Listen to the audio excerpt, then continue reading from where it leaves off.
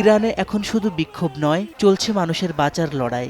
সেই বাস্তবতা সামনে এনে উদ্বেগ প্রকাশ করেছেন দেশটির প্রখ্যাত নির্মাতা জাফর পানাহি ও নির্বাসিত চলচ্চিত্র পরিচালক মোহাম্মদ রসুলফ। সামাজিক যোগাযোগ মাধ্যমে দেওয়া এক যৌথ পোস্টে তারা বলেন, সাম্প্রতিক সময়ে লাখো ইরানি নাগরিক ইসলামিক রিপাবলিকের বিরুদ্ধে রাস্তায় নেমেছেন।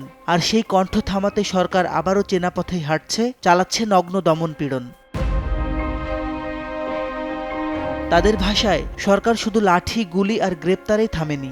ইন্টারনেট বন্ধ, মোবাইল ফোন অচল, ল্যান্ডলাইন কেটে দেওয়া, সব মিলে পুরো দেশকে যেন হঠাৎ অন্ধকার ঘরে আটকে রাখা হয়েছে। ইরানকে ইচ্ছাকৃতভাবে বাইরের বিশ্বের সঙ্গে যোগাযোগহীন করে ফেলা হয়েছে, যেন কেউ কিছু দেখতেও না পারে, বলতেও না পারে। পানাহি ও রসুলফ বলেন, অতীত অভিজ্ঞতা আমাদের শিখিয়েছে এভাবে যোগাযোগ বন্ধ করা হয় তখনই যখন রাষ্ট্র জানে ভেতরে ভয়ঙ্কর কিছু ঘটতে যাচ্ছে।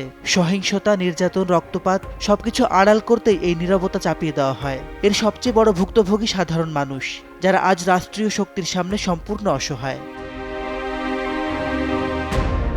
এই অবস্থায় তারা আন্তর্জাতিক সম্প্রদায়, মানবাধিকার সংগঠন ও স্বাধীন গণমাধ্যমের প্রতি সরাসরি আহ্বান জানান। তাদের কথা স্পষ্ট, ইরানের মানুষ যখন কথা বলতে পারছে না, তখন বাইরের দুনিয়ার দায়িত্ব আরও বেড়ে যায়। এই মুহূর্তে চুপ থাকা মানে অন্যায়ের পাশে দাঁড়ানো।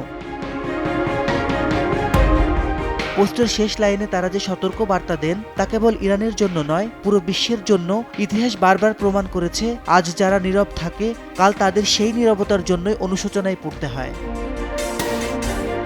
উল্লেখ্য, জাফর পানাহি ও মোহাম্মদ রসুলফ দুজনই ইরানের রাষ্ট্রীয় সেন্সরশিপ ও দমন নীতির বিরুদ্ধে দীর্ঘদিন ধরে সোচ্চার। তাদের এই যৌথ বক্তব্য নতুন করে আন্তর্জাতিক অঙ্গনে ইরানের মানবাধিকার পরিস্থিতি নিয়ে আলোচনা জোরদার করেছে। বর্তমানে দুজনেই ইরানের বাইরে অবস্থান করছেন। মাসিদ রনো, সময় সংবাদ।